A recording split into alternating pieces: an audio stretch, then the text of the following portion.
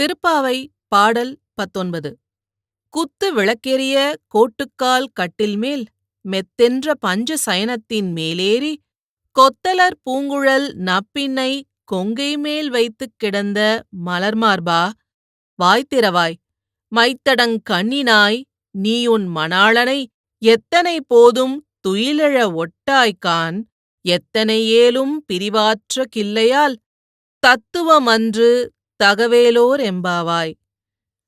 பொருள்: பஞ்சசயனம் என்பது அன்னத்தின் தூரிகை, இலவம்பஞ்சு, பூக்கள், கோரைப்புல், மயில் தூரிகை ஆகிய ஐவகைப் பொருட்களால் செய்யப்பட்ட மெத்தையில் தன் மனைவியின் மார்பின் மீது தலைவைத்து தூங்குகிறானாம் கண்ணன். எழுவானா? அவள்தான் எழ விடுவாளா? ஆனாலும் கண்ணன் ஓரக்கண்ணால் தன் பக்தைகளை பார்க்கிறானாம். நீ எங்களுடன்